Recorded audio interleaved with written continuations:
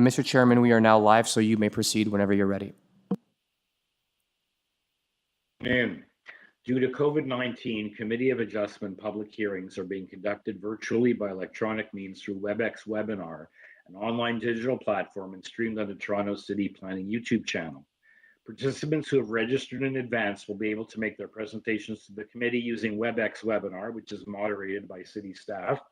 Anyone wishing to view the hearing may watch on YouTube. Participants who have registered in advance will be connecting with their computer, tablet, smartphone, or telephone and have the option of participating via video or audio only. All participants will automatically be muted on entry. When your item is called, each participant will be unmuted by the moderator, one person at a time. We also ask that you mute your devices until you're called on to speak.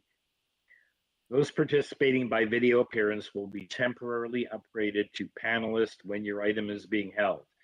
During that time, your camera will be enabled. You will only be visible during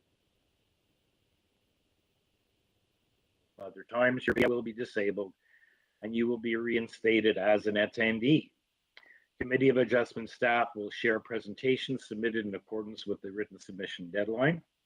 Members of the public and applicants are not allowed to use share screen or any other panelist controls during a video appearance, and the host will remove you from the panelist role if you fail to respect this instruction. Land acknowledgements. We acknowledge that the land we are meeting on is traditional territory of many nations, including the Mississaugas of the Credit, the Anishinaabe, the Chippewa, the Haudenosaunee, and the Wendat peoples, and is now home to many diverse First, Inuit, and Métis peoples. We also acknowledge that Toronto is covered by Treaty 13 with the Mississaugas of the Credit. In accordance with sections 45 and 53 of the Planning Act 1990 as amended, this meeting of the Committee of Adjustment of the City of Toronto is called to order.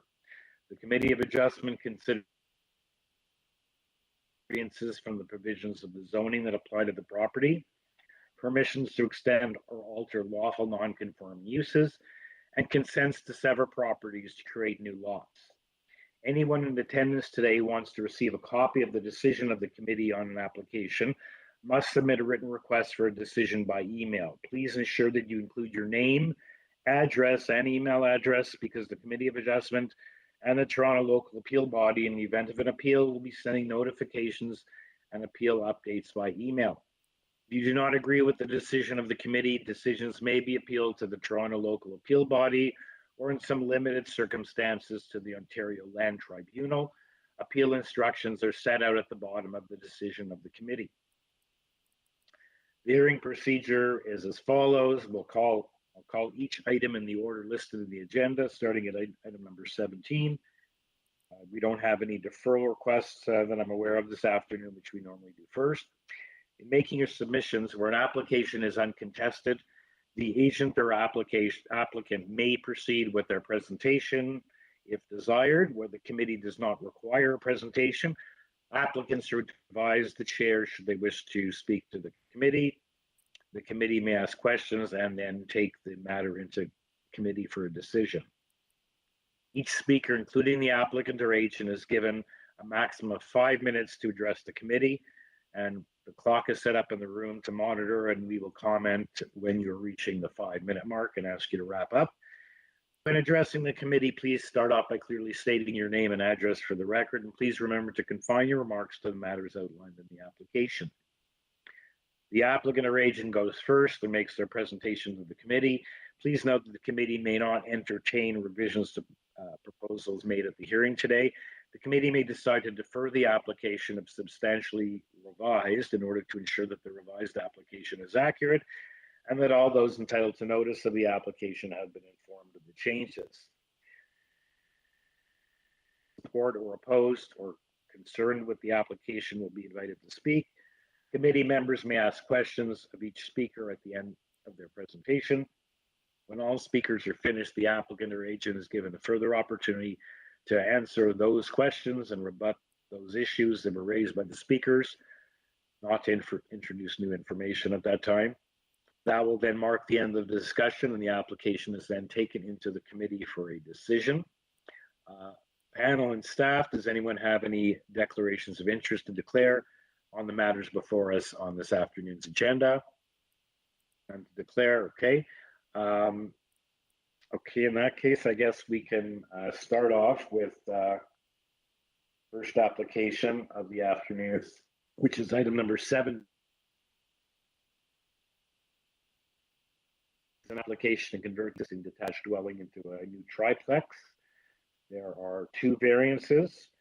We have an email from the agent, and we have the Long Branch neighborhood guidelines checklist. Planning has advised in the event of an approval, they would like a condition of approval to be imposed, and we have advisory comments from Metrolinx. Good afternoon, Mr. Chair. Can everybody hear me okay? Yes. Very good. Nicholas Dell for the record, authorized agent for the owner, Harper Dell and Associates, Inc. We're here seeking approval for 2 variants today to go slightly above the maximum permitted interior floor area for all secondary units, and the altered triplex to permit one more unit secondary suite than is permitted as well. I would like to note working with staff has been quite positive, and that there is an adjacent property that sought and was approved for the exact same variances that are before the committee today at 28 Villa Road. I'd be happy to answer any questions that the committee may have. I do note the official plan and the zoning bylaw are the intent of those policies are preserved in this application, that this is a very appropriate variance to introduce more affordable housing within the existing stock that we have. There is quite a good complete community that we're functioning within with respect to transportation and bus stops and proximity to Lakeshore Road. And I think it's quite appropriate for the reasons I've stated, as well as the 4th test under the Act. It's minor in nature and it's desirable for the character of this neighborhood. I wish more applications would come forward like this in order to, as I said, introduce more affordable housing means to the existing stock. And I think this application is a good example of that. So subject to any questions you may have, Mr. Chair, I do have instructions to accept the conditions imposed by staff, being that there will not be any additional units imposed to create 4 units where there are 3 that are proposed now, and I have instructions from my client to accept that. So thank you for your time today. I don't believe, subject to any questions you may have, that you need to hear anything more from me. Okay, thank you. And I didn't know if I heard you say at the outset, you're Nicholas Dell, correct? I am. Yes, thank you. Okay, thank you. I just have one question or I'd like you to comment on, because you did say in your letter, and again, you just said that 28 Villa sought and was approved the exact same variances as is proposed. Now, I see there is a bit of a difference in terms of, they got the variances, I didn't check that, but the purpose of the application is different. You're looking for a triplex, they got something like, is there a difference? I'm just asking you that. No, and thank you, through you, Mr. Chair. That was required as a strength of interpretation from a zoning perspective, related to how you would characterize adding an additional secondary suite and whether that counts as a triplex. And it was an interesting conversation with zoning, and we did muster that out so that the way it's written today is appropriate and supportable. But it was similar to, say, for example, a single detached dwelling doesn't become a duplex if you add a basement apartment. And so we had an interesting discussion about that, this being something that had 2 in it already, and adding a 3rd, does that make it a triplex? So there are some interesting features of the official plan that come into play if it is defined as a triplex, for example. And I've worked on other files where it is appropriate, and of course the province is pushing for more units to be placed inside existing dwellings, without failing the test of density and as it's prescribed in the official plan.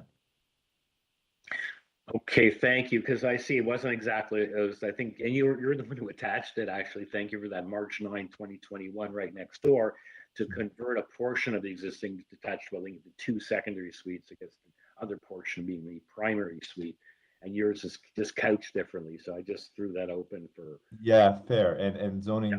Took Thank it you. this way this time, so be it. Okay, thank you, Mr. Dell. Anyone have any questions? You are the only speaker on this, so Anyone have any questions for Mr. Dell, or is someone ready to weigh in with a motion? Danny Belesmo has a question, then I would be ready for a motion. Clarification, this is an existing two units right now at this point? Through you, Mr. Chair, that's correct. Okay, and that's basically a basement apartment being converted, right? Correct. Okay, good. If Thank there are no other members interested in weighing in, I would be ready to make a motion. Right, yeah. Okay, so I find that the variances are minor in nature and the increase in density is supporting planning policy. And so I would like to move subject to condition by planning. And the condition by planning is that the approval is subject to a maximum of 3 dwelling units on the subject property. Thank you. Okay, thank you, Mr. Bellissimo. I have a seconder for that. Ms. Reddick, thank you. All in favor? Unanimous approval. Thank Thank you, Mr. Chair. Thank you, committee. Thank you, staff. Have a great day. you.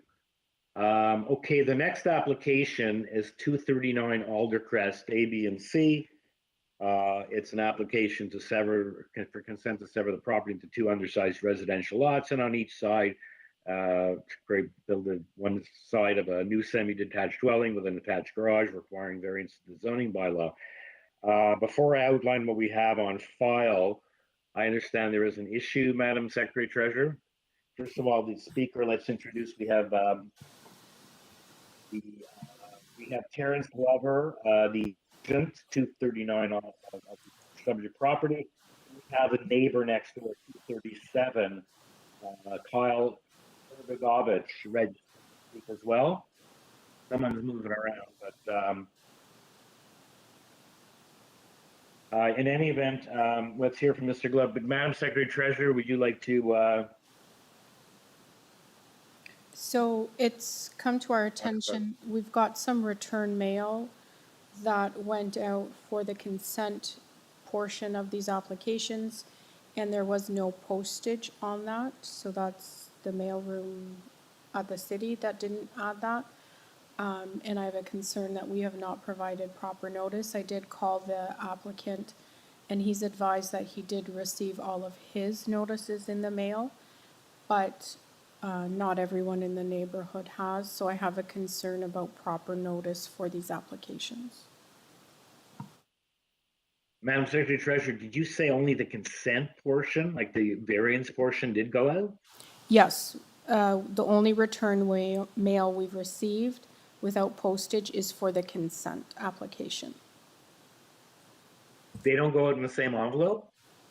No, because of the number of pieces of paper, they don't all fit in one envelope. Okay.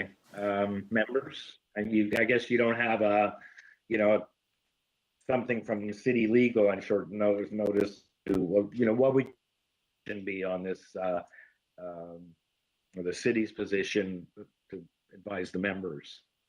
And first of all, we should have, I guess, Mr. Glover just introduce himself and get him on the line.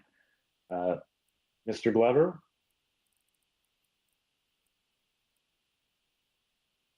Hello? Hello, Mr. Glover, you're on the line with us. You're the registered agent for this application. I am, yes. Just we have the neighbor next door on the line listening as well. Just acknowledge that. So if you've been listening, there was an issue has been identified by staff. Yes, needless to say, I am extremely disappointed in staff's actions in terms of mailing this out. It causes my client undue hardship, obviously. He's paying for my time to be here and prepare for this. Because the minor variances were not affected, we could theoretically move forward with the minor variances and have the severance deferred to the next meeting. I'll also, if the committee, I understand we have a negative report from staff. If the committee is of the general opinion that this will be refused, we could hear the meeting and have it refused so that we would appeal this decision, and then that would not affect the notice, because the notice would be reissued as in terms of an appeal. That's obviously not the case, the way we want to go.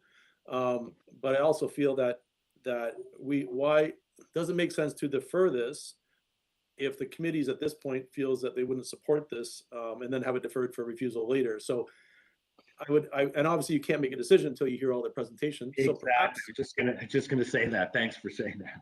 perhaps can't we say could it. go through the movements, I guess, or the presentation, whatever.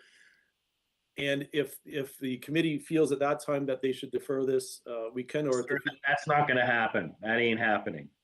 We either Okay, hear it so- or we don't hear it. It's not like we hear it and we're gonna turn it down. That would be quite something. Okay, so the one issue other is we have solution. to resolve at the outset before considering the merits of the application, whether it's a technical, slam dunker or something in this case. And we do have a neighbor on the line, and we do have a negative staff report. We're not going to go through, give you a chance or whatever. So, what does the members have to say about this? I assume you agree we're not going to hear it, and then if we're inclined to refuse it, then we defer it. The issue is we have proper notice or not, and we've heard from staff. Mr. Chair, one more point, if I could. Yep. Terrence Glover.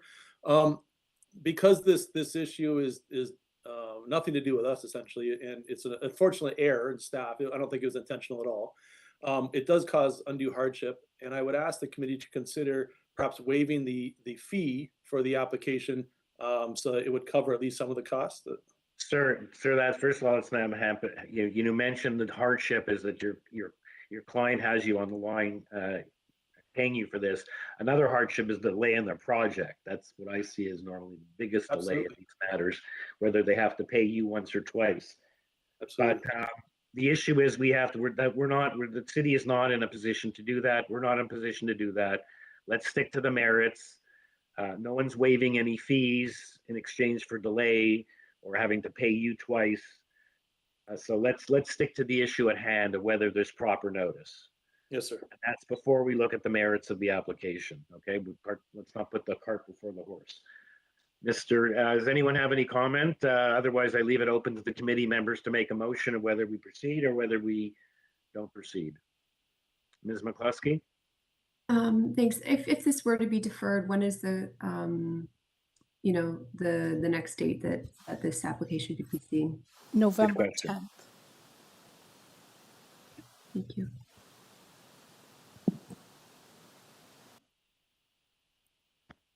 Danny Bedismo would like to weigh in. I think that we have to take the advice of the Madam Secretary. We had a similar situation this morning. We also said we could not go through with it because of technical problems, and bylaw problems. So I think I'd like to move that we defer this application, that the notices be sent out as duly required by the bylaw. Okay, thank you. For that, Ms. Reddick. Okay, any discussion?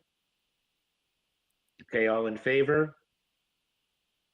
Okay, the matter is unanimously deferred, and we'll see you back here on November the 10th. Okay, and sorry, we in all the excitement, we didn't weigh in with the neighbor, but the neighbor is here to deal on the merits. If he's listening, perhaps we can get him on the line, because we weren't going to hear from him on the merits. Just to let him know that he's going to be re-notified, and he'll certainly have a chance to weigh in. And maybe in the meantime, if there's some issues he can deal with directly with his neighbor, that gives him potentially some additional time. Okay, so I guess we had my apologies to Mr. Kurbagovich. Yes, that's okay. Good afternoon, everybody. Thank you for Yes, sir. hearing me. I am new to all of this, but I hear this agreement to defer, and that is fine. That does give me some time to raise some of my concerns, and I will be back as well, presumably. But thank you for hearing me. Okay, if not, we'll see you back here on November the 10th, and apologies. No worries. Thank you. Thank you. Okay, I guess so we can move on to the next application, item number 19. Again, 56 East Drive. It's again to obtain consent to sever the property into 2 residential lots, and each to be developed west and east sides of a semi-detached building with attached garage, requiring variances to the bylaws set out in applications B and C. In each case, I believe we have 5 variances. The speaker on this application is Mr. Eagleman. And as well, we have neighbors from 54 and 58 on both sides registered to speak as well. Okay, so perhaps, and we have on this application all the usual. We have economic engineering construction services. We have some photos been provided. We have a planning report, sorry, a planning memo advising that in the event of approval, they would like a condition of approval. And we have opposition from 56 East Drive, we have present in person as well to speak to this matter. Yes, from 54. Okay, and planning has weighed in, as I said, with their condition, and I believe we have an urban forestry conditions 2 and 3. Having said that, Mr. Eagleman, welcome back. Thank you, Mr. Chair. Good afternoon, Mr. Chair and committee members. David Eagleman, 900 the East Mall Suite 300, and I am a planner here on behalf of the owners. And through you, Mr. Chair, before I get into my presentation, I just want to address one thing regarding the notices for the minor variance applications. And this has no effect on the actual variances and proper notice has been provided.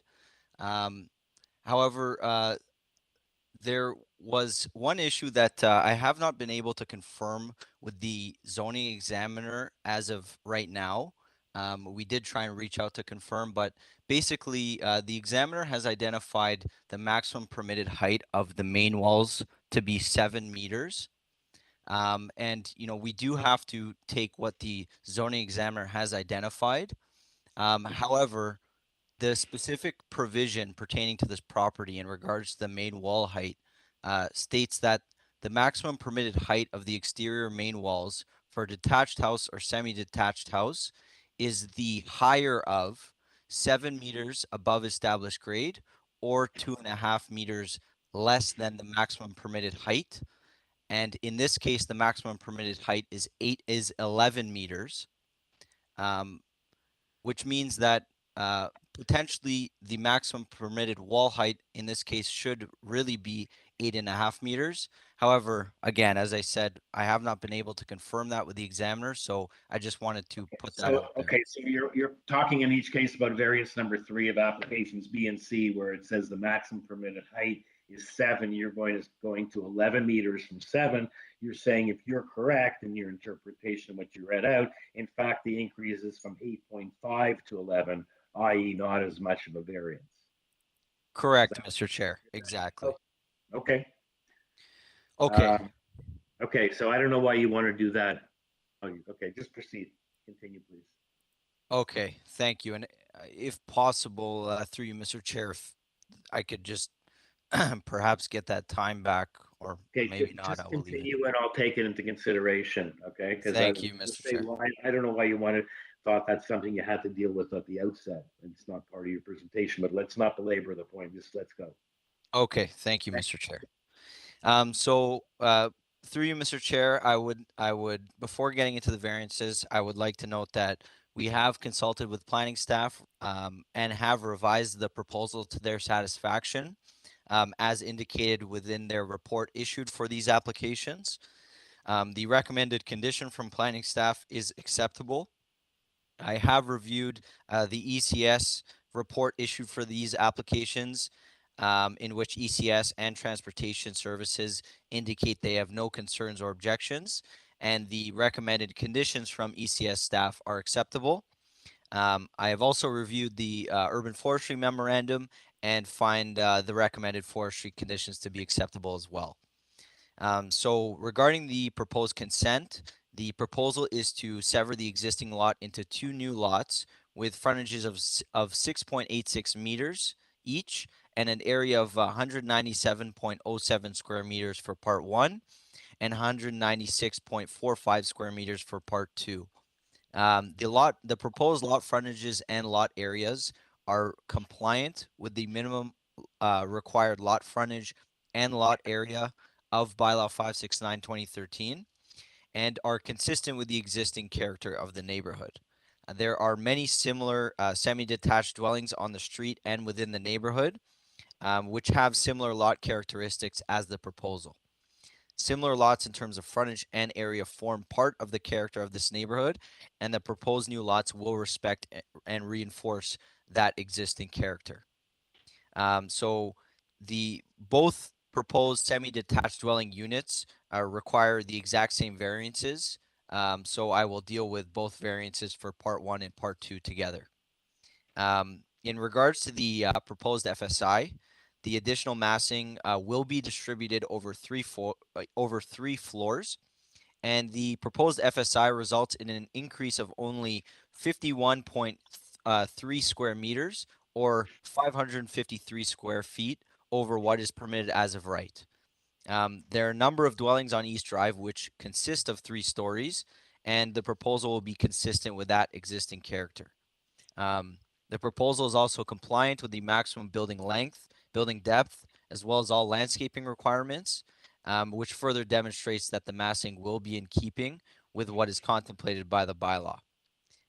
In regards to the proposed side yard setbacks, the proposed setbacks of 0.93 meters will be an improvement to the existing condition on the west side, as the existing dwelling is set back 0.44 meters to the west side lot line.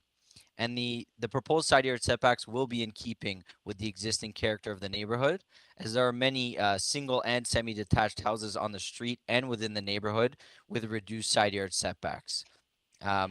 Just to point out, one, the immediately adjacent dwelling at 58 East Drive has an existing side yard setback of 0.29 meters.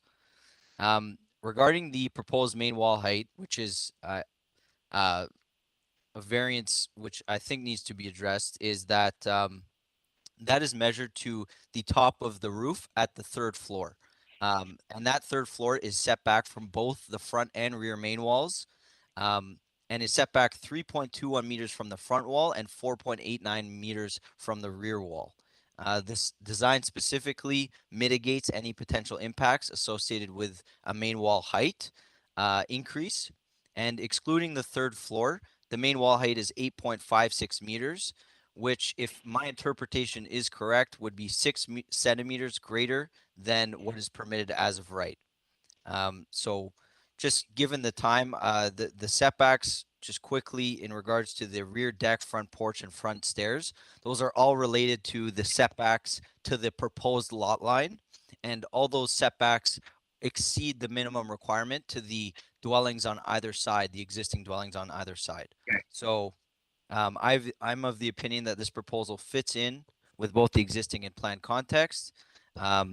And I believe this application represents good planning and meets the criteria under section 5124, as well as the 4 tests under section 45.1. Thank you.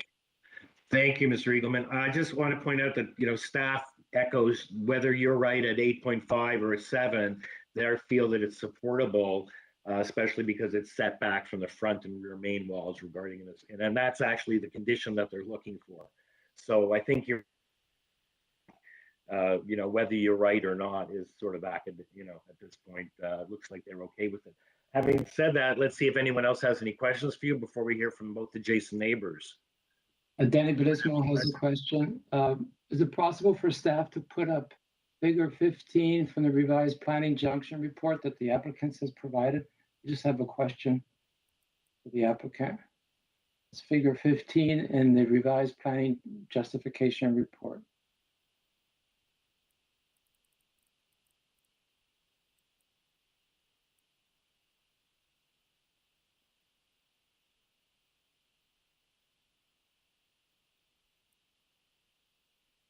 It's page 12 on the report.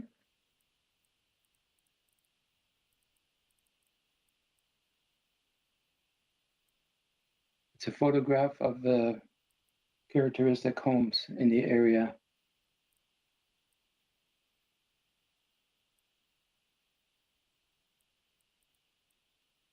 Yeah, it's listed a separate mark on as photos in our materials. figure 15, page 12. I only have 7 photos.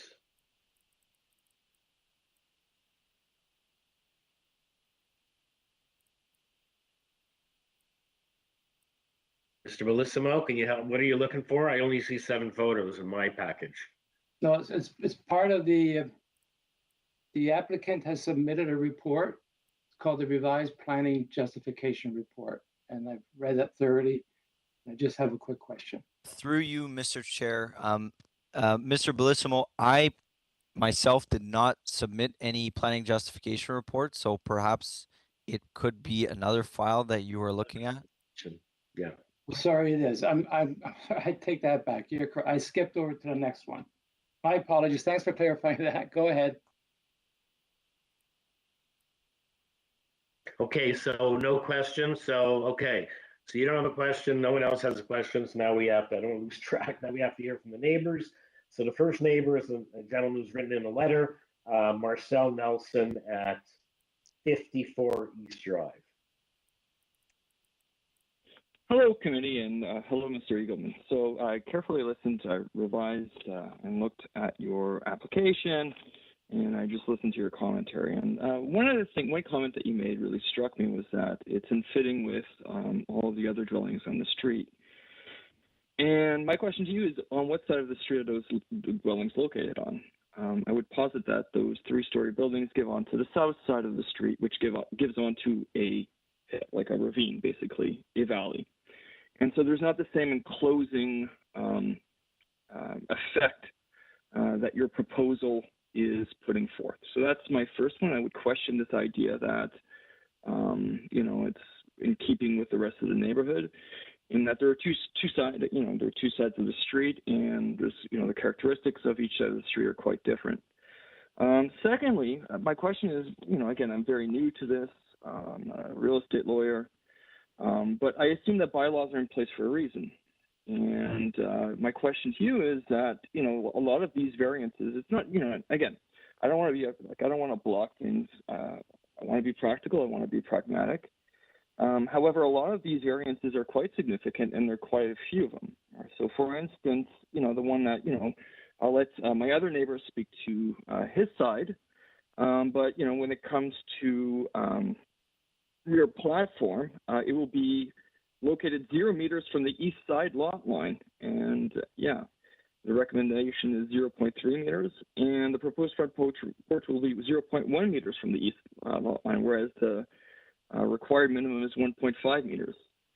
So I just have a lot of questions with regards to scale, and if these variances are approved, and given that they kind of overshoot all of the thresholds with regards to the permitted maximums, what's the point of having these bylaws and so on? And again, I don't want to be blocked. I don't want to be, put spokes in the wheel, but I just would like to point out that there are quite a few variances, and they overshoot the thresholds by quite a bit.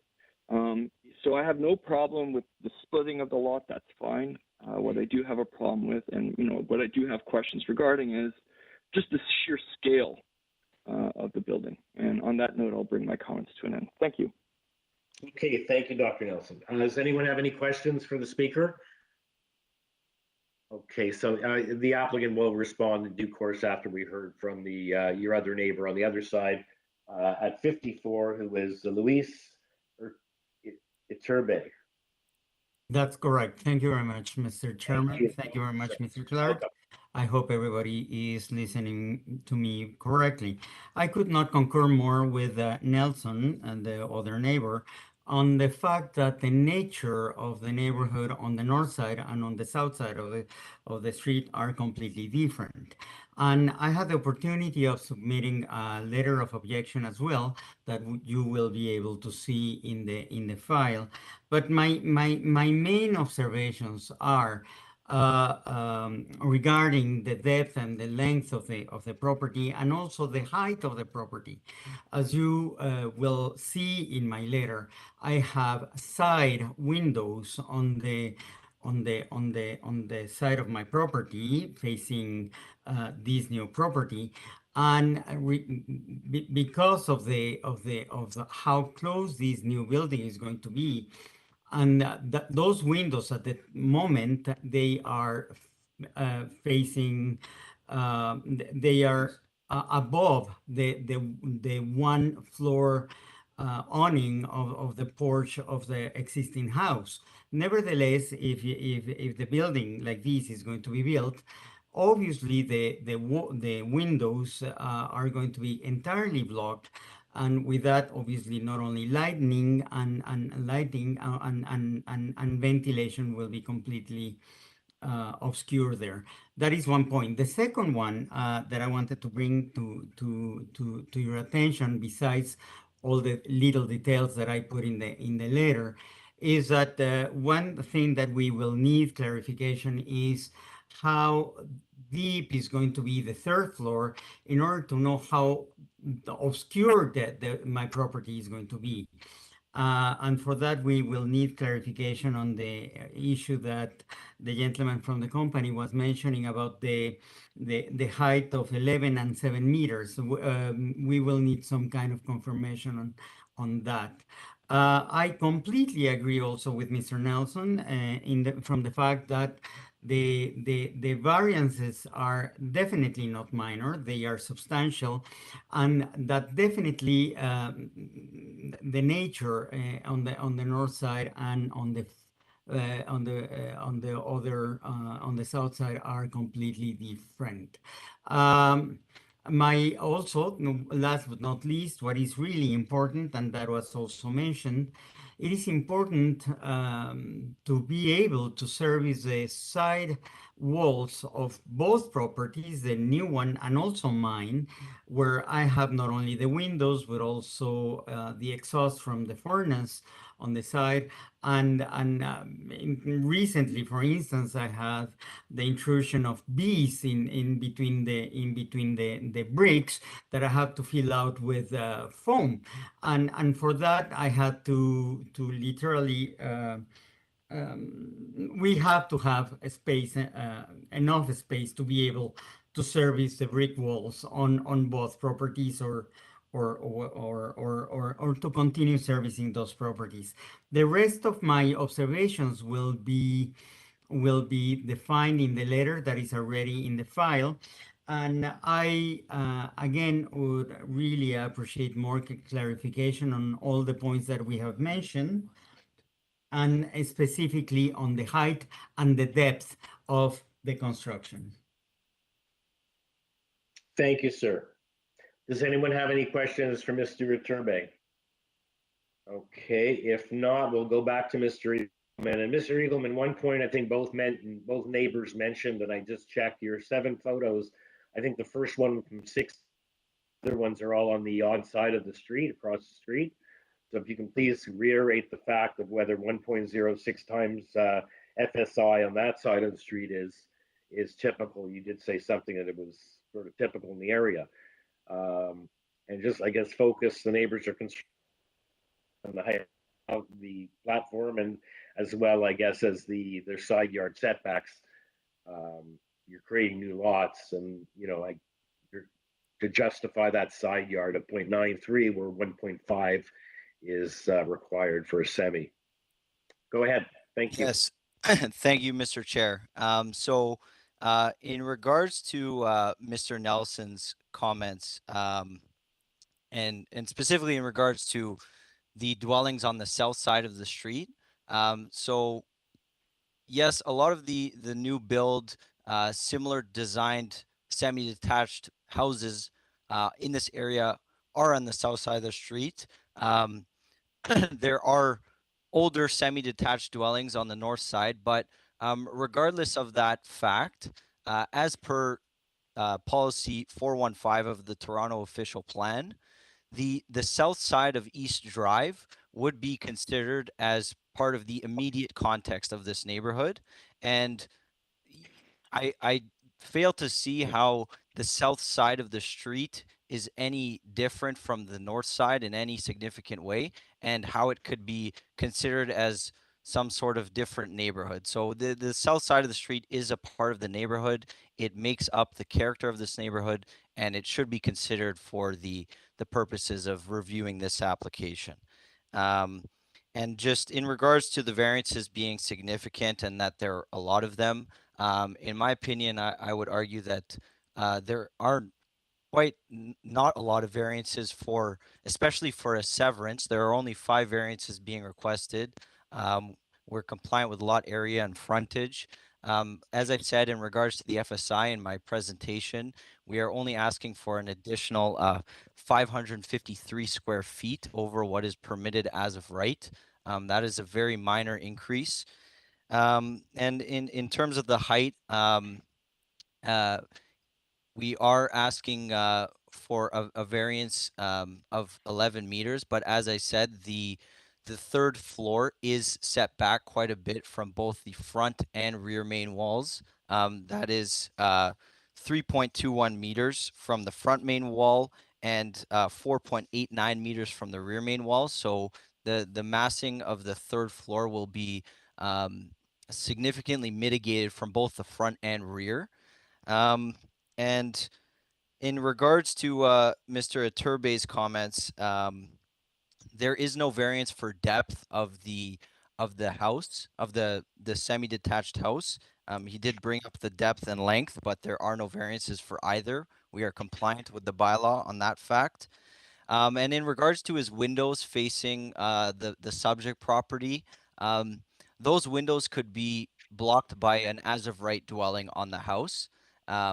So it is just because the existing dwelling provides more setback than what is required currently because of a driveway on that side. But as of right, those windows could be blocked. And for clarification to Mr. Iturbe, the in terms of the length of the third story, that would be 6.9 meters. So the third story is 6.9 meters in length.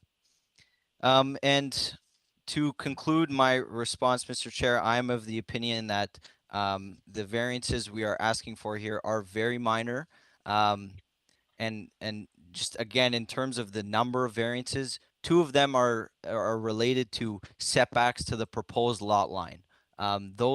The front and many of the semi-detached houses in the area, the newer ones, have been constructed with attached front entrances, and this semi-detached house will be of similar construction. The front stair setback and the rear porch setbacks are to the proposed lot line. The rear decks will be set back 1.53 meters to both adjacent neighbors. And the front porches, I don't have the exact dimension, but they will be set back even greater than that to both adjacent neighbors. So those are my responses, Mr. Chair. Thank you. Okay, I have a couple of questions for you, and I'm a little. First of all, the first picture you showed us, 62, is that a single or a pair of semis? It looks like a single to me. Is that with respect to a severance? Photo 1. That's on your side of the street. Yes, through you, Mr. Chair, I'm just pulling up the pictures.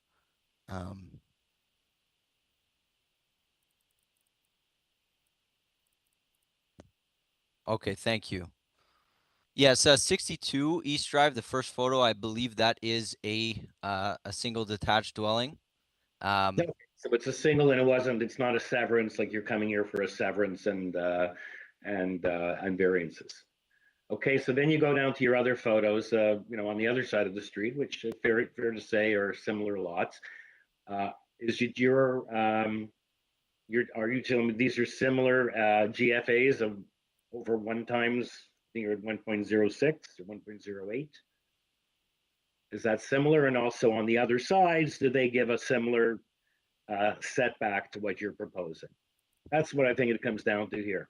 Is the FSI, as the neighbor said, is the massing just too great on this, and it should be a little less in the side yards, and could you build it if you didn't get the side yard setback? Yes, through And you, both Mr. Chair. neighbors here. Yeah. That dwelling that at 49A and B East Drive, that was Yeah. approved at 1.02 times the lot area and a side yard setback of 0.6 meters, which is less than what we're proposing. Yeah. Okay. But your FSI is a little higher. You're at 1.06, I think, or it's more or less the same. Okay, I just wanted to point out, and again, in those other pictures that you provided as, you know, in support of your position, I want to, are those sort of similar? Again, they're created by Severance, and they're a pair of semis, and they have similar massing and similar side yards. Like the one at 39, A and B, and 33, there's bungalows on either side. So in the future, those bungalows may be also redeveloped. And whether you're, what the side yards being provided are. That's what it just to me comes down to. These ones that you've given as examples on the other side of the street, are they similar FSIs and side yards? Yes, through you, Mr. Chair, they are. 39 East Drive, that was approved for an FSI of 1.03 times, so very similar. I believe 29 East Drive is just below there. That was approved for an FSI of 1.07 times, Okay. and setbacks of 1.22 meters, so slightly larger than what we are proposing. However, again, we are improving the side yard setback condition on one side as compared to the existing dwelling. And there are many similar designed semi-detached houses in the area. Okay, thank you for that explanation. I thought that was, you know, good to have that information to support the pictures you've given. Given that we have the neighbors here. Okay, members, any questions? Danny Mr. Reader of the neighbors? Danny Bliss has questions. Sorry, I have a problem when I'm scrolling. I skip over, so I'm onto the right photos this time. Could staff bring up photo number 4 on the site? See, I have a problem zooming in. Every time I zoom in, it goes back to the original. So it has to do, my question has to do with the side yard setback issue. Like side yard setback for a bungalow is one thing, but side yard setback with a house that has 3 floors of, you know, a wall that's that high is a different story. These photographs, from what I'm seeing, they seem to have more than 12-inch side yard setbacks. They look like 2 to 3, even more beside it. In photograph number 4, can we zoom on that? As you're having difficulties as well, staff. So I have concerns with the height of those walls and how close they are to the neighbors. And yes, one day those bungalows may be developed, but you know, a 3-story high wall that's only 12 inches away from a property line to these bungalows, to me, raise some concern. So am I correct in those photographs? They look like more than 1 foot. You had said they were similar, but they're more than 1 foot side yard setback. Is that correct? Well, you have the distance from the other, on the neighbor's side too, I guess. Yeah, but I'm talking just on this. Yes, exactly, because all the neighbors, every side is different, obviously, but I'm talking about this thing, like a 12-inch side yard setback for a house that's that high is concerning for me. I just wanted to point that out to the other members. And I'm looking at 4 or 5 of your pictures, and they all have more than 12 inches because people can go back and forth with garbage cans. I can see the garbage cans are about 2 feet wide. Thank you. Through you, Mr. Chair, if I may respond to that question. So Mr. Bellissimo, I'm not sure where the 12 inches is coming from. The proposed side yard setbacks will be 3 feet. 0.92? 0.92 meter is about 3 feet, correct? Correct. So that is you know, that is an adequate distance to provide separation distance as well as to provide room on the subject property itself for maintenance of the dwelling. And in regards to the height, 11 meters and 3 stories is permitted on the subject property as of right. It is only because this is a flat roof dwelling that the wall height provision comes into play. but you could have a peaked roof dwelling at the same height that is being proposed with the same number of stories. So thanks for clarifying that. I misinterpreted your drawing. It's a metric, and I was reading it in imperial. Yeah. Thanks for so it's So- 0.93 meters, which is almost 3 feet. Yes, thank you. Almost 3 feet, yes. Thanks. Almost Thanks. 3 feet or 4.5 is required. I'm following up on Mr. Bellissimo's argument, even if it's not 12 inches. Okay, so it's 3 feet and it should be 4.5 feet. That's what the committee has to decide on where you're actually creating this lot. You're coming and asking for consent and you're trying to stick a lot of house on this. So the question is that reasonable? Could you, if you didn't get that side yard setback or you got a little less, could you still build these houses and it would come out slightly smaller GFA? Just you know, just throwing that out. We have both neighbors. I'm just saying you're coming here to get permission to split a lot, create a new lot, a deficient lot. I think it's an undersized lot. Is that correct? Through you, Mr. Chair, it is not an undersized lot. No, I'm just asking. Okay. Just looking how it's And to clarify, Mr. Chair, two residential. Okay, there are two residential lots, but you're asking to create the lot. That's the issue before the committee, whether you're asking for is too much massing and the side yards are a little less generous than they could be or not.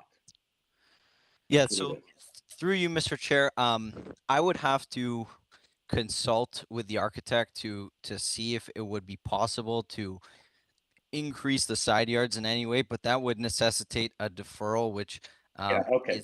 is not the route I would like to proceed with. And just again, in regards to the FSI, we're asking. We haven't even heard a motion, so let's just see what the members are thinking of. So please answer the question, and then let's take it into committee for a decision.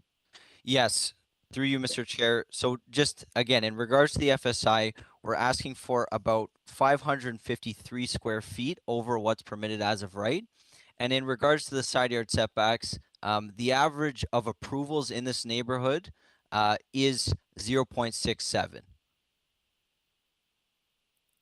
That's for all properties or for properties created with for semis or new houses created as a result of severances?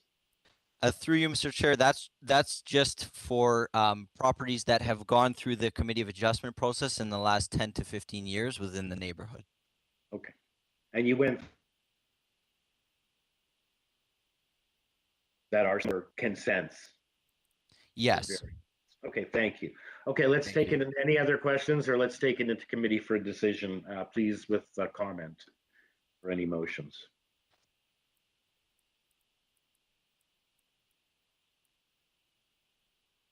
Mr. Taylor? Yeah, Chair, first, with respect to the consent, I'm satisfied that the lot pattern, frontage area, depth, etc., is quite consistent with much of the pattern in the neighborhood. You know, even going up Bexley Crescent on the same side, on the west side of the street, and directly across the street on the south side of East Drive. So I think that the lots make sense, and I think they're supportable. With respect to the variances, I'm influenced by the fact that there are no frontage variances, no lot area variances. Side yards, yes, but no rear or front yard variances. So I think I'm satisfied.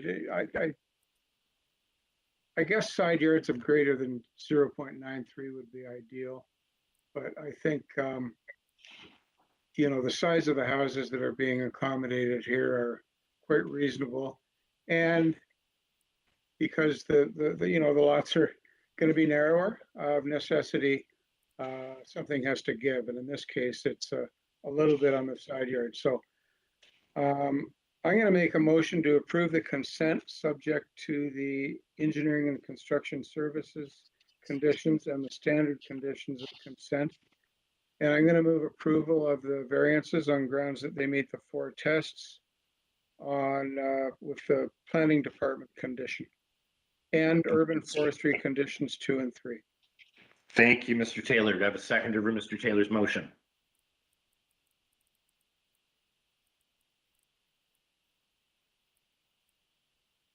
Okay, all in favor? Okay, it's unanimous. You have your approval. Thank you, Mr. Eagleman, and thank you to the neighbors. Thank you, Mr.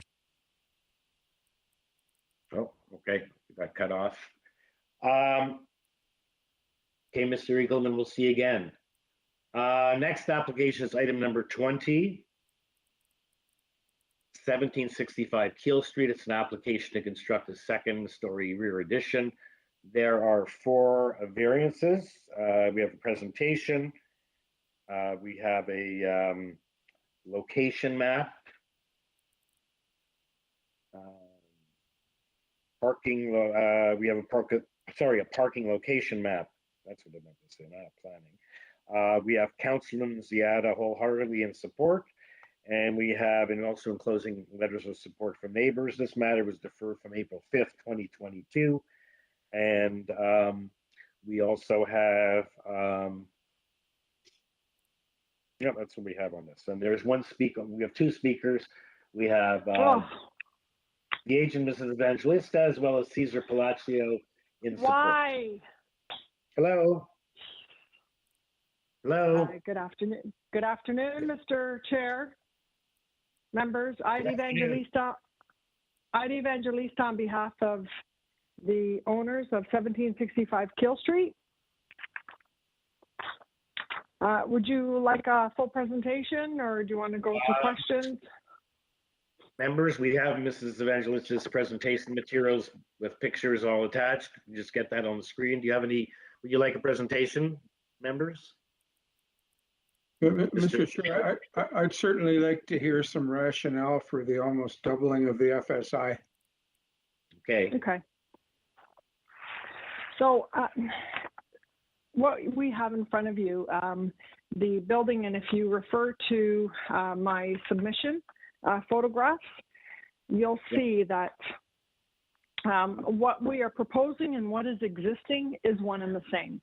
We are not changing the footprint. However, if we refer to page 1 of the subject property, you'll see a rather large balcony at the rear of the property on the 2nd floor. So what we, the proposal is to build that in and add an additional unit. This is an area, you know, we have the new Eglinton LRT within close proximity, and to add an additional unit, this is an area that's well sought after, and to accommodate families, and that's what the intent is here. So right now, as it currently stands, the FSI of this building is 1.53. So with the additional unit that we are adding in that balcony area, the 2nd floor, we're adding an additional 59 square meters, which equates to an additional 0.21 of FSI. So that's why we have the FSI that we had, because this underwent a renovation many years ago.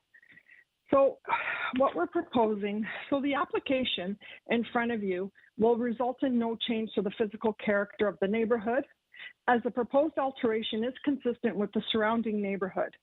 Furthermore, given the streetscape of the neighborhood, it will not be uncharacteristic. It will maintain the general intent of the and purpose of the zoning bylaw. It will not disrupt the prevailing pattern. The footprint will remain as is, and as you can see from my photos, and as you can see from the plans, that and again I remain, and if you refer to page 2 of my submission, you'll see that because this is a legal non-conforming building, you'll see on page 1 I'm showing you what the building looked like. I could go as far back as 2009, and that's what will be remaining. So the intent here, again, is just to add that 1 unit at the back. So the variances are desirable development for this neighborhood. It allows this additional alteration while reinforcing the physical and existing character as shown on pages 2, 3, and 4 of my submission, you'll see that there are other buildings in this neighborhood that are quite higher than ours. Some are 3-story, some are 4-story. We have an apartment building across the street. We have a high school across the street. So this is a neighborhood that, and a building that what we're proposing will not disrupt the existing prevailing character of the neighborhood. The application is minor in nature. As the application, we are not asking for an overall height. We have no other variances other than our FSI. Our parking, we are short 1 parking spot. However, if you also note in the submission that I've provided, you'll see that I did provide a parking license agreement and a parking map, which shows that we have made arrangements for 4 additional parking spots across the street for 5 years and to be renewed accordingly. However, with the new Eglinton LRT within such close proximity, most of the people don't drive in this neighborhood. But the parking is available to them, be it for their guests or for those that live there. So the intent here is, you know, I respectfully submit that what we are proposing is a form of intensification that does meet the 4 tests. It is in keeping with the purpose and intent of the zoning bylaw, and it is appropriate and very desirable for this neighborhood.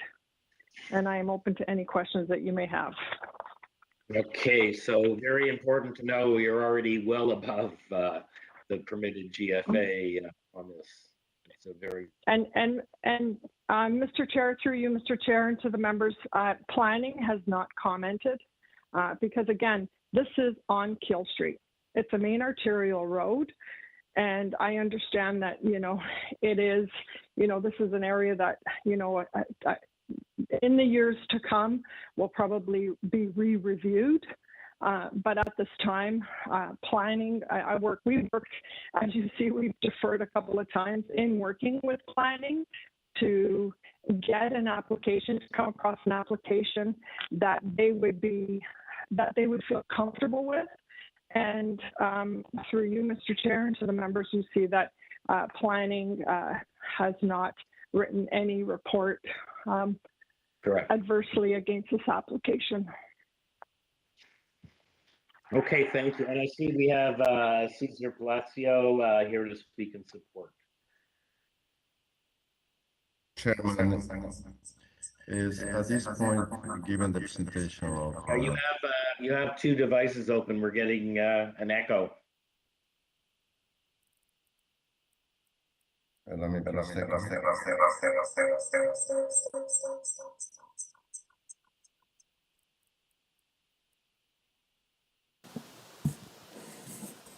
So we're going to mute you right now until you can, if you're paying attention on YouTube, you have to close that because it is causing an echo. And then we also need to know what address you're speaking on behalf of because you didn't provide that information. So we're going to try to unmute you now again. Please make sure that you're only connected with 1 device and you're not watching or paying attention with a second computer or anything like that. Thank you.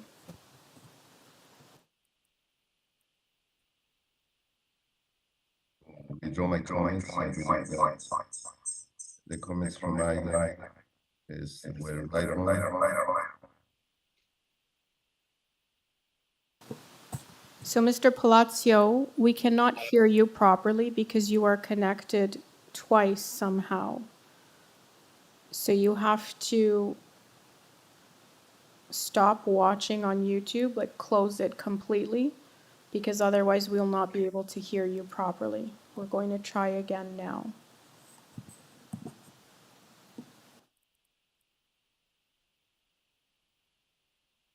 No? Hello? Hello there.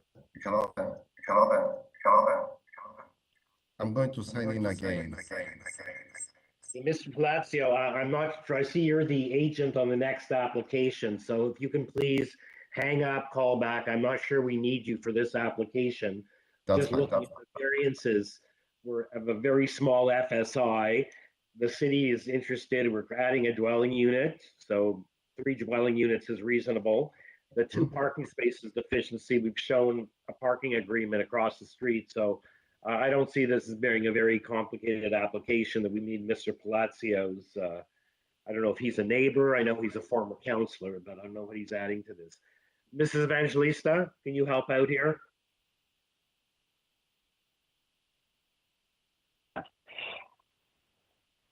Hi, Mr. Chair. Yes. Caesar's working with me on this project.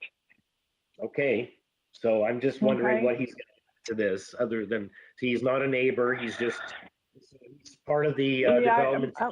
We don't need to hear from him because we only have 1 speaker for the applicant.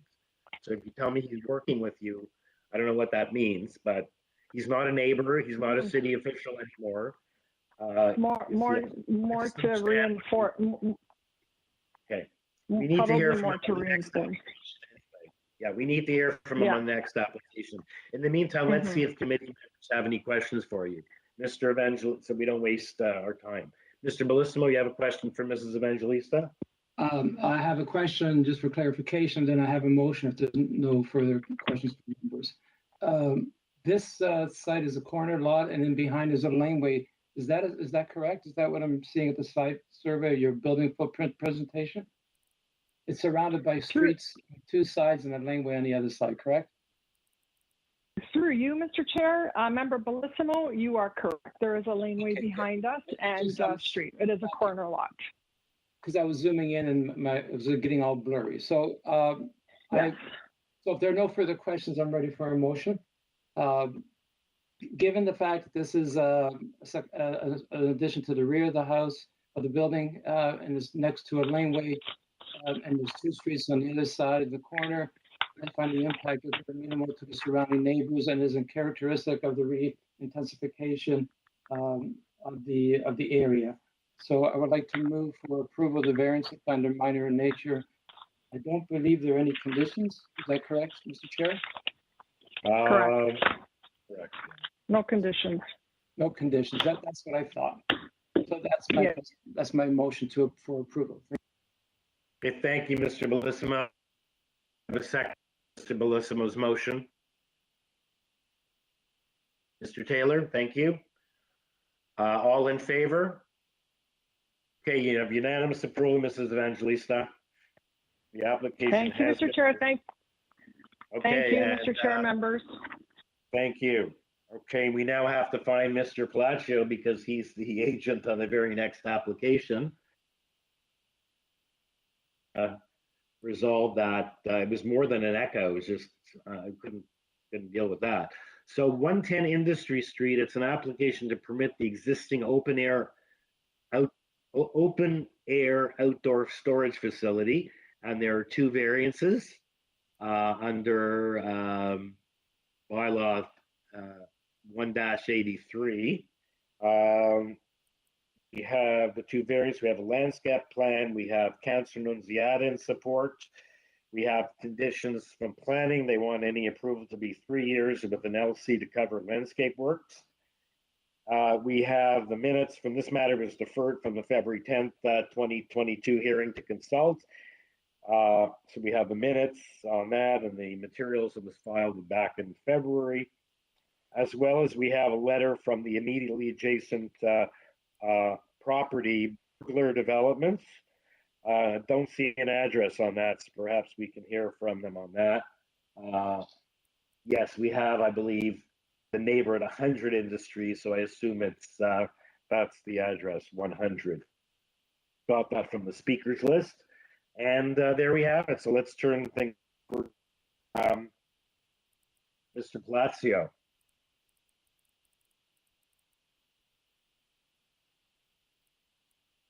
Hello, Hello.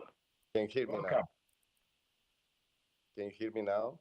Yeah, but a little louder, please. We can hear you, only one of you, but please try to speak up a little bit. Thank you. Great. I'm sorry for the technical difficulties that I had and from this system, but first and foremost, I want to thank you for is for your patience. With regards to this application 110 industry, I'm representing Uros Investment, the property owner. And just for your information, the local city council, Council Nuciara, she held a public meeting, and that was on April the 4th, 2022. And on the conference call, city planning and municipal licensing standards, and we're invited to this meeting, including the neighbors that's from Goldricks to attend the meeting. And one of the good things that have happened and during the discussion during that public meeting is that city planning, and in this particular case, it was Sarah Henstock and Daniel Kolominsky who attended the meeting, is they were okay with the asking. The asking is to have a temporary relief on the zoning bylaw for 5 years. However, there was a condition that became quite clear that the city planning and as well as municipal licensing standards, they wanted to see some improvements and to provide some sort of environmental screening. And in this case, cedar trees to be planted on private property. And we are okay with that condition, and will be more than glad to make those improvements. And as soon as possible, and that is if in your wisdom this application is approved. So we did submit the landscaping drawings to provide the landscaping, including some flower beds with that will beautify the street. So that information was to your respected committee. And so at this point is, I humbly ask for your support on this application. It seems that the existing use and is not going to impact anyone in the street. And what we're planning to do is, in terms of improvements to the property, that's going to make it. It's going to look quite nice, actually. All the landscaping that's going to be done, including all the private trees that are going to be planted on private property. So that's my presentation, Mr. Chairman and members of the committee. Thank you, Mr. Palacio. So I'll point out to buttress what you were saying. It looks like that reading the planning report said that your previous application before the deferral did not provide any measures to mitigate impacts of this outdoor building material storage on neighbors nor street frontages, and that now under the new plan dated September 15th, and you said you're okay that the city condition be imposed by planning, that mitigates the outdoor use by the 143 cedar trees along the frontage and other screening materials, and you mentioned flower beds and etc. So that's where we stand. Does anyone have any questions for Mr. Palacio before we go hear from the neighboring property at 100 Indies Street to hear any concerns? Okay, no questions for Mr. Palacio at this time, Mr. Yeah, actually, I'm sorry, but I don't know if I heard from the gentleman that he's okay with a 3-year time limit requested by the city. Is my understanding during the WebEx call that was hosted by Councilor Nuciara, the agreement was for 5 years, not 3 years. 5 years, because some of the tenants that have rented that location, they are on a 5-year term, and they're providing employment. So the kind of employment is compatible with existing. The only problem, as you know, there is that the outside storage is not allowed. But the 5-year was agreed by Sarah Henstock, the community planner management at that point, and also Daniel Kolominsky was at the meeting. but it was for 5 years, not 3 years. Mr. Taylor, I just checked while Mr. Palacio was speaking, and actually Councillor's letter does refer to this WebEx call and does refer to 5 years from the date. Yes, I read that. I'm just trying to reconcile the difference between what the counselor wants and what Right. the web. And actually, still have to hear from the neighbor, sir, right? We have to hear from the neighbor, Mr. Goldberg. Yeah, okay. Okay? Yep. Okay. Leslie Goldberg, the neighbor at 100 Industry Street. Hi, good afternoon, Mr. Chair and fellow committee members. Thank you for seeing me and hearing me. I would like to point out several things. Number one, I was not made aware, as either the tenant and one of the property owners next door, that there was a public meeting that was held on April the 5th. We were not notified. All right. So I'd start with that. Number two, could you just clarify one thing? This 5-year term, is this a 5-year term before they have to improve the property? It means the approval would be from 5 years. They're approved to have this outdoor storage facility for 5 years from the date that the decision becomes final and binding. That's Thank you, the Mr. Chair. And Thank the you for clarifying. discrepancy here is there's reference in this letter from the counselor to 5 years, and then it's a reference to the community planning condition requesting 3 years. Okay. And again, you said you weren't invited to the meeting and said I hosted a WebEx conference call with all the stakeholders. Were you present? Did you appear when this matter was back in February? Yes, I was. Okay, interesting. Okay, thank you. Yes, Anyway, sir. please proceed. okay. Let's restart the clock, please. Thank you very much, Mr. Chair. I'd like to point out one thing that I find very interesting in the communication from the representative of the property next door at 110. They also said in this statement just a moment ago that they rented the property for 5 years to tenants without approval by the city. I find that very unusual to go ahead and do that without having proper authorities to go ahead and rent for that period of time. I have huge objections to that because what I've found is that they dump bins there regularly, okay? Like I'm talking about, 20-yard and 40 cubic yard waste bins. And we found an increase of both rodents, rats, all kinds of pests and vermin coming because they're in these containers and they're dumping them, they're turning them over at all hours, day and night. I hear movement of vehicles and cars 24 hours a day on that location. Okay.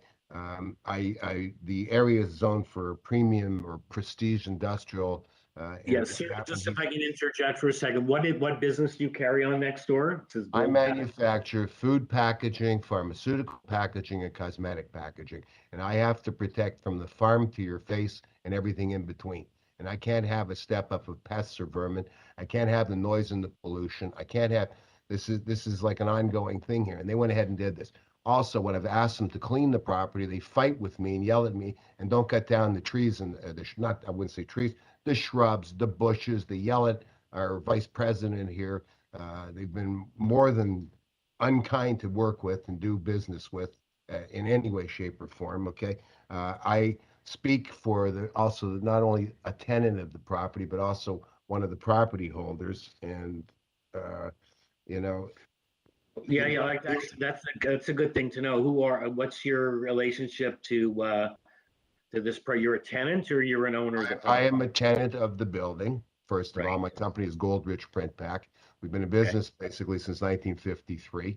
And then we also, myself and a partner, we bought this building in 1994, okay, as an investment. And then Goldrich became a tenant of the property because we needed a tenant, of course. So, but we carry out manufacturing of food packaging, and it's a nightmare what's going on next door. We ask them to take care of the property, they don't take care of the property. They're talking about planting 143 trees. I heard that. That's one frontage. What about the 400 feet along my west wall, where we see into their garbage constantly, nonstop, 24 hours a day? It's almost pathetic. They're bad operators. They fight with you. They don't clean the property. They don't do anything they're supposed to, and they've been there for years. Then, on top of which, we find out in today's meeting that they went and rented it for 5 years without authorities from the city. That's ridiculous. They're just taking advantage of the committee and everybody else. Okay? Okay. And then if you allow this kind of use, then you're decreasing our property value. One is an owner of the property and everything that's on this street, and it's supposed to be included premium prestige. The city in its zoning notice dated June 18th has correctly noted that the request to permit outside storage is a contravention of at least 2 existing bylaws.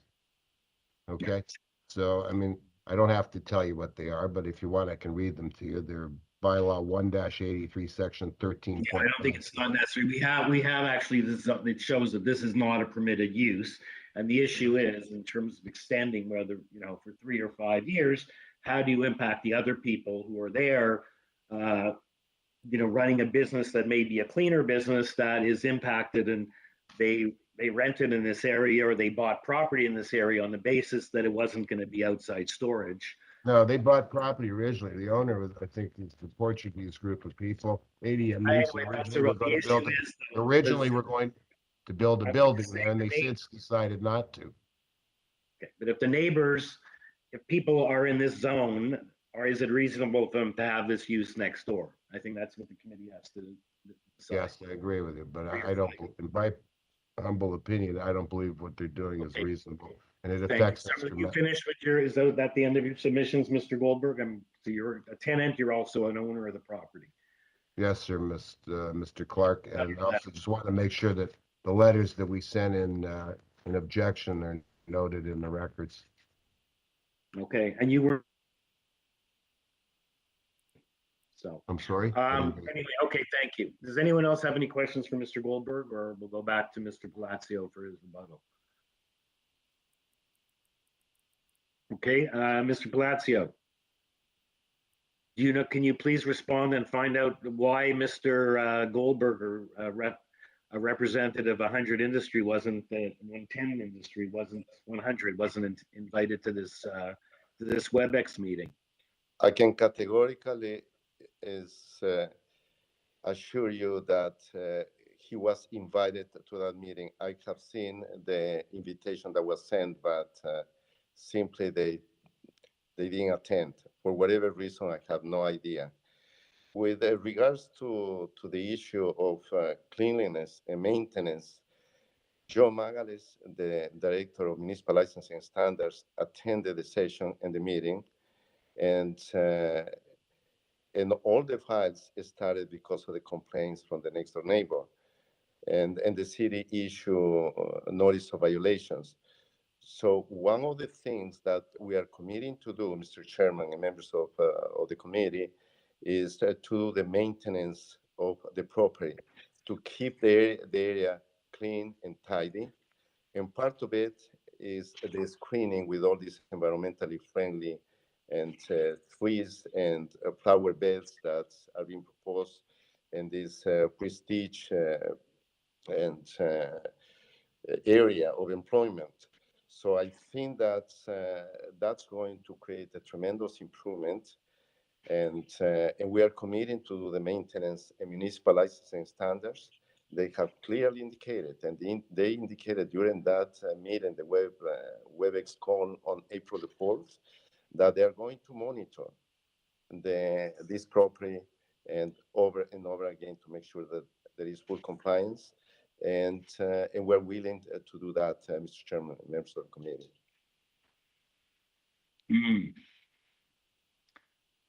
Interesting. Thank you. Is that the end of your submission? I just was reading the letter from community planning, Mr. Palacio. Yes. And they say that through consultation, and first of all, it's currently operating as an open air, and that's why the deferral was only for 3 months, because it's not like something you want to do, but something you're already doing. City planning says here that the neighbor was involved. It says through consultation with community planning, the councilor's office, municipal licensing and standards, economic development, and adjacent neighbors. The applicants provide a revised landscape plan to lessen impacts on the outdoor storage uses. Okay. Screening talks about chain link fence are also proposed to mitigate noise and visual impacts. So it goes on like that, and it talks about the 3 years. But they say the neighbor was involved. So anyway. That's correct, Mr. Chairman, that my understanding is that he was invited, Mr. Goldrich, to that session. It doesn't say he was involved.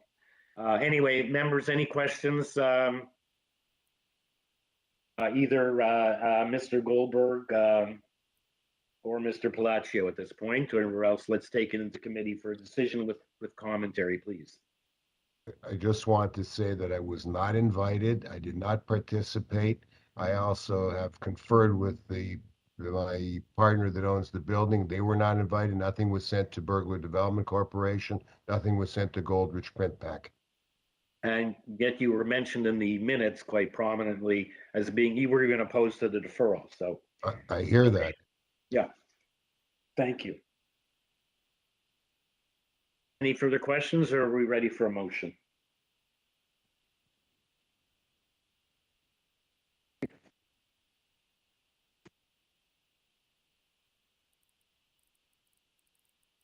Mr. Taylor? Yeah, Mr. Chair, I'm not ready to make a motion, but I think we do need to discuss this as a group. And I'll just throw out a concern I have is the impact of the immediate neighbor's use and enjoyment of his property for his business. That concerns me. And I think it's also notable that notwithstanding the fact that the councillor and a number of interested stakeholders came up with an agreement, but city planning staff have altered that. They're not, for whatever reason, they're not content with 5 years. They've reduced it to 3.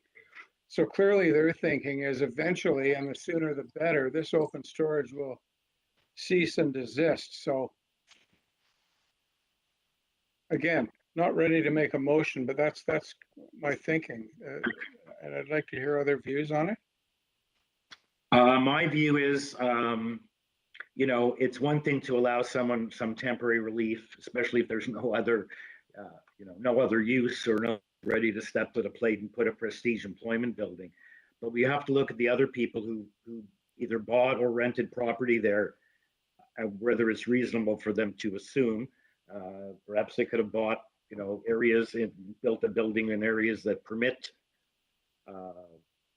outdoor storage, and they would have, you know, made that decision. But they chose to locate here in a prestige area that provide, you know, and for various reasons, you're concerned with the use next door, whether it's noxious odors or mice and rodents being more prevalent with building materials being stored outside.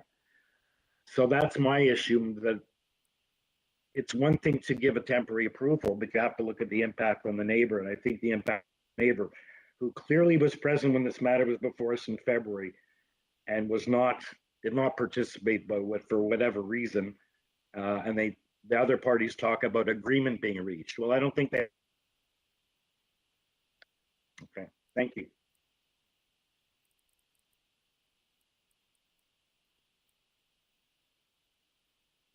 Mr.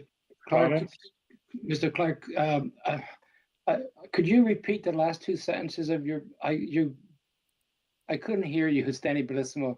Could you repeat the last? I wasn't sure what you were saying, sir, because it became very garbled. After I said what? Maybe if you can help me pick it up. What did you last hear? Oh, just the last part. You said you're in agreement. I didn't understand what you were saying. Sorry.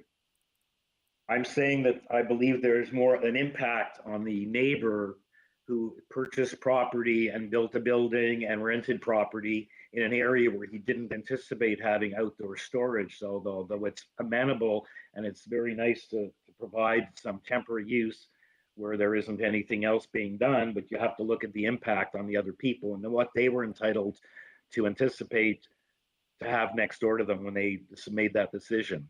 Right. So you don't think you anticipate that someone's going to come in and get a temporary use to do something that's totally not permitted under this, in this employment zone. Okay, thank you. I understand you now. Thanks. And that, Mr. Chair, I think you said it obviously better than I did. I think, you know, I've often thought of zoning as being something that, you know, can be relied on by people.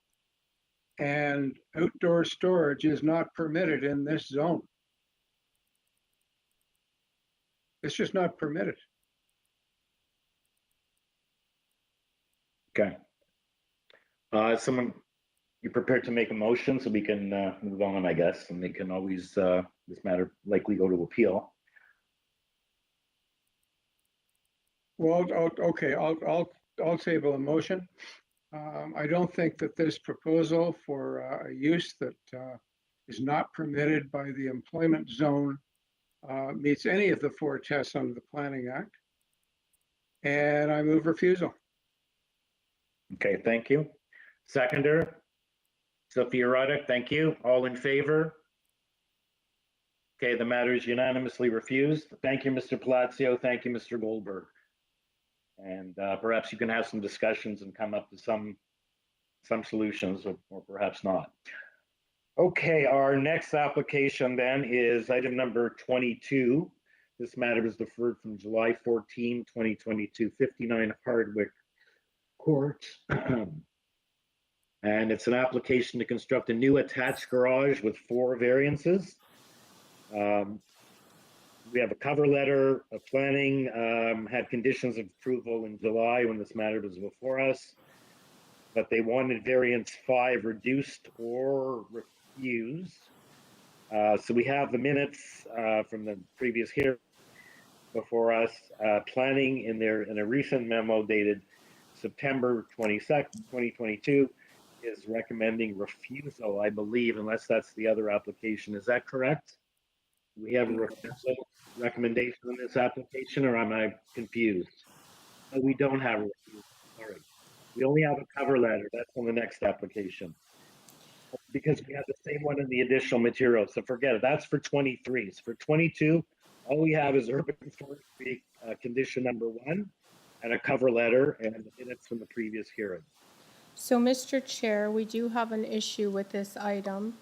It's been brought to our attention today that the sign was not provided to the applicant by our office, so it was not posted as required under the Planning Act, so it will have to be deferred as well. Okay. You should have told me that before I did that introduction. Okay, but we do have that variance 5, so perhaps they can he can deal with that while this matter has to be re-notified. So I guess Matthew Ribot is the agent. Yes. Afternoon, council members. My name is Matthew Ribot of 126 Catherine Street North, Hamilton. I'm the agent representing the owners of 59 Hardwick Court. If I could provide comment to that, you guys are going to obviously have to vote on the motion of whether or not to defer. This has been deferred several times at the expense of municipal staff. We first made the application in December 2021. We have not changed the drawings with the exception of working with planning staff not to further reduce the front yard landscaping. Although it was minimal, we revised our drawings regarding the driveway width. Okay, but we haven't, if we have, there's no point in hearing you on the merits. Well, was this sign sent to us? The notice was posted or was it not posted? I guess if you didn't get the sign, it wasn't posted, right? Or your client didn't post it. Correct, and this is what I'm trying to plead with council. Sir, we have a notification issue. Any approval we gave you would not be valid. So that's what. The notice went out, but the sign was not posted. Sorry? The notice did go out, but the sign was not posted. Is there any way that this could still be heard today? Okay, let's hear from the Secretary Treasurer. So the Planning Act requirements include sending notice to owners of property within 60 meters of the property and not or posting a sign on the property. So we have not fulfilled the Planning Act requirements for this application.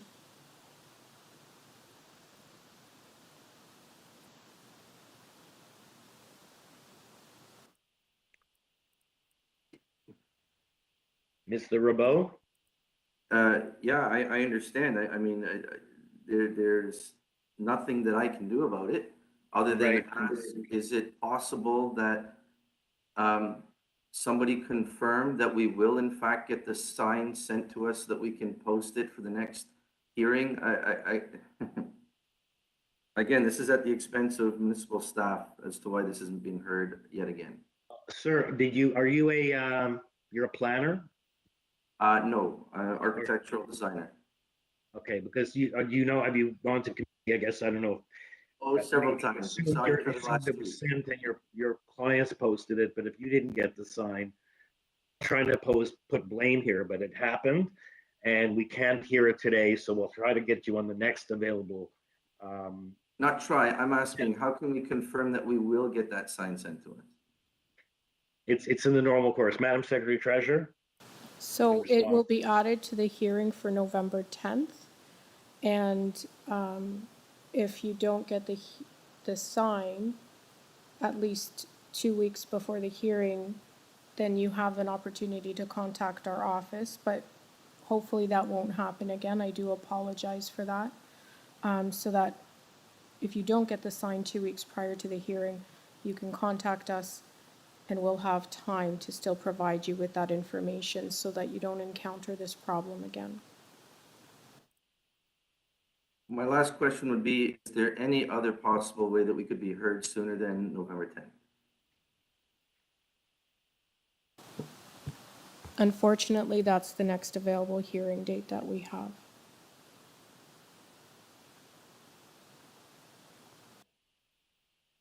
Okay. Our apologies, Mr. Rabot. Thank you. It is, that's, unfortunate. If there's anything remaining that you have to do, maybe to try to deal with staff, I think there was an issue. No, we have staff support. We're good. Right, okay, very good. Okay, thank you. Anybody else would like to weigh in? Could I move for deferral based on the technicalities of signage, which is on the checklist of the website. So it's up to the applicant as well to understand that. So I think we have no other option but to move for a deferral. Yep. Okay, seconder for that motion. Ms. McCluskey, thank you. All in favor, the matter is deferred. We'll see you here back on November the 10th. Thank you, Council. Okay. Last item of the afternoon, item 23, 2B La Ruche Drive. From the May 19, 2022 hearing. It's an application to construct a new detached dwelling with an attached garage. A previous Committee of Adjustment application approved variances in August 24, 2017. Got approval for lot frontage, lot area, gross floor area, rear yard setback, first floor height, and soffit height. They're now coming for 6 variances. Apparently the approval was not built, and now they're looking for those variances. Perhaps we can hear for the total of 6 variances. And the additional materials, we have a refusal from planning. Planning is looking for a refusal of the application in a currently dated report, I believe. And we do have the minutes and everything from the previous hearing, and Urban Forestry is looking for condition number 3. The speaker for this is David Waters, agent for the applicant. Good afternoon, Mr. Chair and members of committee. I'm the planner for 2B La Ruche, and we have before you is a application for 6 variances. We have worked with planning staff to try to incorporate their comments as much as possible. And in particular, we have decreased the density. We have decreased the lot coverage. Side yards remain the same. We're not asking for any side yard variances at all. What we're trying to do is we're trying to work with an irregular size lot, and we're trying to maximize the livability of the dwelling. And the client would like to have a office in the for working at home. which requires us to play around with the coverages and the FSI. In terms of the satisfying the 4 tests, so in my opinion, that if you look at the official plan, it does permit single-family dwellings. This is a single-family dwelling. In terms of, we think it does maintain the general intent and purpose of the zoning bylaw. And also in terms of the desirable use of land. Currently, it's a vacant lot that has nothing on it. And in conclusion, my opinion is that the minor variance approval does satisfy the 4 tests of 45(1) of the Planning Act and represents good planning and does not adversely impact the adjacent residents or properties in the area. And I'd just like to note that there have been similar approvals northwest of La Roche. La Roche is a very short street segment. So I know we had some disagreement with planning staff regarding the catchment area. In our opinion, it's about 400 to 500 meters. So if you draw the circle from La Roche and you go on the other side of Scarlet Road, you have approximately 6 approvals for variances that deal with building height, deal with coverage, even side yard decreases. And so it's our opinion that this development, or this variance rather, should be approved by committee. Okay, sir, I got a question. I'm a little confused. Maybe you can help clarify this. So you go even the same No, owner, sir, I was not doesn't matter. The same owner or not? I don't know. August 24, 2017. That you created 2 lots. That's Is correct. that also subject to a consent? Yes, sir. The consent was for 2 La Roche, which created 2A and 2B. 2A Okay. has been built. And now what are we coming back to? What are we here for now? So we're coming back to vary the bylaw for 2B. Okay, only one of the 2. That's correct. 2A has been built in accordance with the variances that were issued by the committee. Okay. And so you not only variances, you actually created this lot by consent, and now you're coming back. So the variances you got then, you're looking to get those in addition to the 6 new ones? No, sir. What we're doing is we're varying the bylaw that's in force now. Okay, so whatever approvals you got for this side back in 2017, you're giving that up. That's correct. These would be superseded by your decision. Gotcha, but they are greater. Can you indicate, just go through for me as to how they differ, and go for the members actually, so they know exactly. I think the planning report. Yes. Which is in our additional material. So you're coming back now for more than you got on that 1/2. Yes, we're coming back with the specific variances to the existing bylaw. Just let me find my notes here. Neighbors, no neighbors are in objection, or No, we've heard nothing from any neighbors at all, sir. Mm-hmm. Okay. No negative feedback, no correspondence, nothing.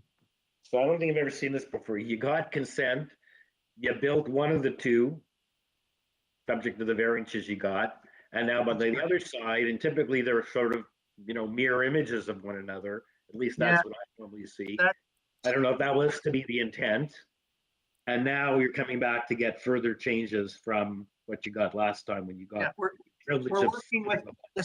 working with a odd shaped lot that is on an angle, and the client would like to, make some arrangements to the dwelling that was approved in order to make it more functional.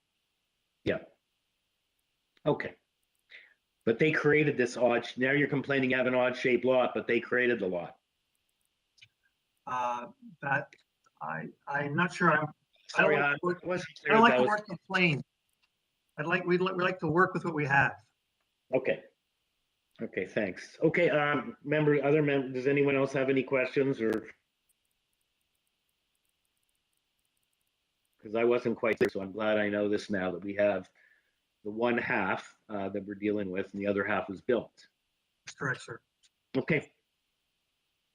Members, any questions for the agent, or somewhere should we take it? Mr. Taylor? Yeah, Mr. Chair, I don't think your question got answered in terms of comparing what's being asked for now, with what was approved in 2017. Just go through the 6 and tell us. I think Sure. that would be helpful. Okay. Let me find my notes here, sir. So Planning department helped.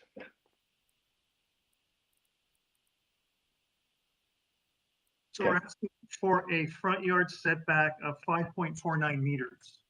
All right.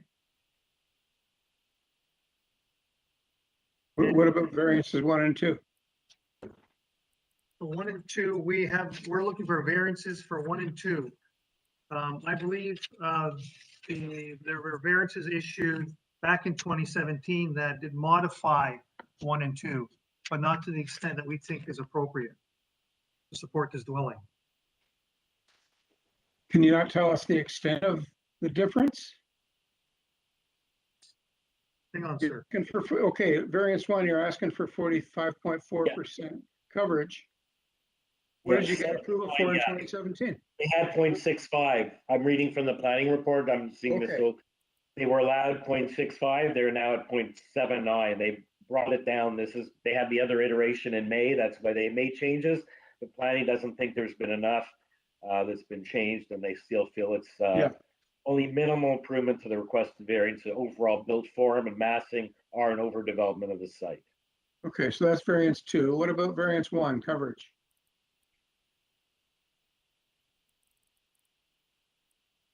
Did you get approval for coverage on this lot in 2017? What was the percentage of the lot area coverage that you were granted, or the owner was granted at that time? So here, sir.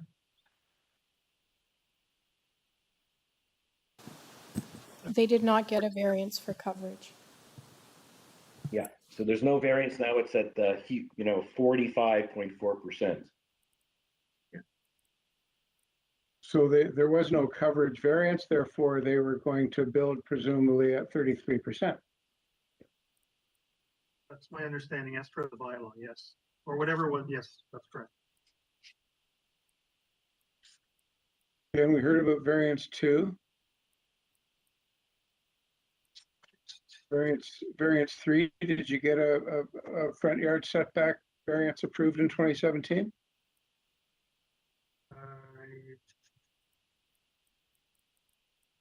I believe we did, sir, 4.38.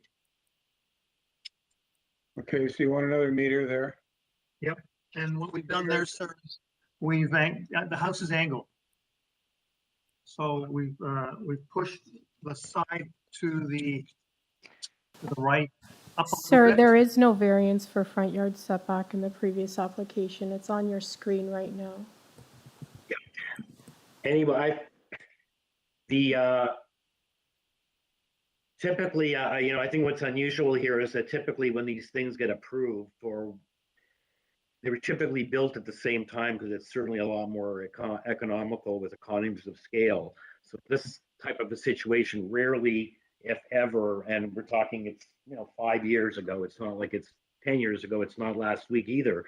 But you're coming back when you got a sort of permission, and I would argue almost an obligation to build what you got approval for and not to come back. Community planning is clear that they consider this overdevelopment. So if you'd come here, if you go back 5 years, and if you ask for this, to have this size built, I think that's what you got to try to put in your head. And if you do that, you clearly wouldn't have been approved. So that's my opinion, is that you wouldn't have gotten this approval if you asked for it back then. It's very unusual that they're not built at the same time. Obviously something, sale or something happened. I think they're different owners now. Try, but I think this is a little too, I personally, I don't make motions, but I think this is, I agree with community planning in this instance. Okay, so let's see if anyone else has any questions, or else wait for Dan- more.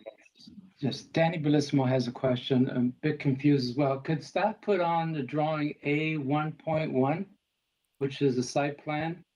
And maybe I misunderstood the whole thing, but I have to ask this question.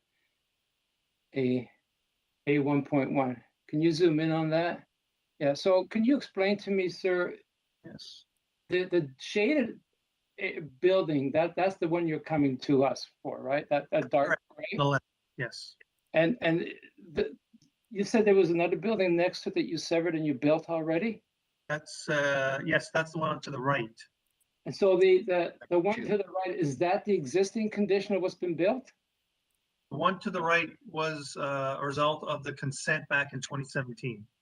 But what I'm asking is number two, which is, so number two-story brick building, that's an existing condition, right? Yes, sir. That's to Ayla Rush. That's not the previous condition. Okay, that's the existing condition. Okay. They built that one after they didn't build the other side. Sometimes we get old surveys and so that's an up-to-date survey. Okay, I just want to. That's right, sir. And I'm not going to get into zoning issues, but I have to ask a question. And you're okay with the landscaping requirements are met because you have stairs and there's hardly any landscaping at the back, but you're fine with that, right? Okay. It just seems that the building occupies almost the entire lot.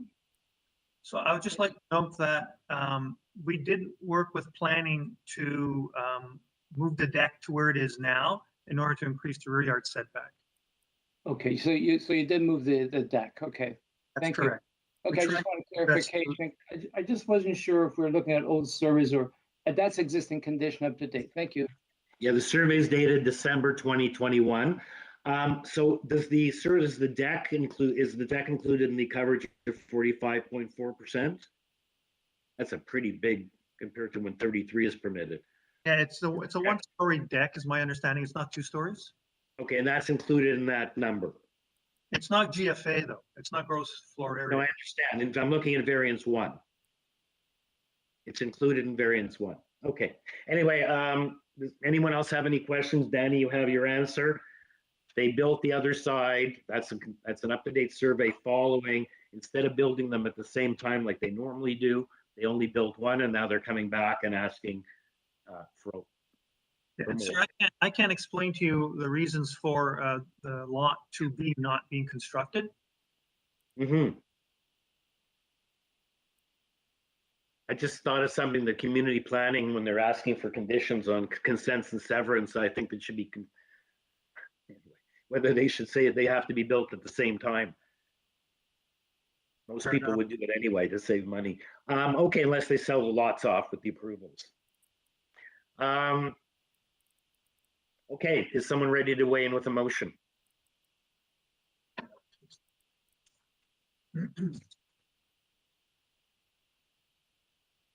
Mr. Taylor, with commentary, please. Yes. Much has been said, supporting what I'm going to say. I think this panel deliberated on this matter 5 years ago and came up with a set of variances that were deemed to be appropriate at the time. The variances before us today are more extreme than what was approved. And I agree with the Community Planning Department's position that what's proposed here is overdevelopment of this small lot. And I don't believe that it meets any of the 4 tests under the Planning Act, and I move refusal. Thank you. I just point out before we put that up to seconding, it looks like it's the same owner. It's the same numbered company. So it's not, I bought it, now I want to do something different. So it looks like it's the same owner. Seconder for that, Ms. Reddick, thank you. All in favor? Application is unanimously refused. Sorry, applicant, I don't have your name. I closed my attendance sheet. And I guess we are now, that's our last application. So if you're gonna have a motion to adjourn. Ms. McCloskey, seconded by Ms. Reddick. Thank you. All in favor? Okay, all in favor. So we are adjourned. We hate to end off on a refusal, but it is what it is. Thank you, members. Sorry about all the problems today. Okay, if things happen, mistakes happen. Putting things in perspective, we don't live in Florida. We're not doing variances in Fort Myers or elsewhere. I have to go and I'll see what's going on. So let's keep everything in perspective. Members, have a wonderful and safe weekend, and we'll see you next time. When is next time, Barb? Is our next hearing? It's a Toronto East York hearing? No, the next hearing is October 13th. That's an Etobicoke one. And then Okay. October 27th is a TEY hearing. So we do have a hearing on October the 13th. Yes. Oh, okay. But it I'm was just wondering too why late couldn't we get somebody? because we would have had to have mailed roughly 4 weeks prior to the hearing. If we don't mail until tomorrow, the agenda has to be prepared next week. People won't get the notice in time to submit comments. Okay, that's too bad because on that hardship, if we could have gotten those people in for October 13th, I think there's at least 2 of them who were inconvenienced, but what can you do? Oh, have a safe weekend. See you. Bye, Tomorrow's everybody. Reconciliation Day. Post office is closed. Thank you. All the best, everyone.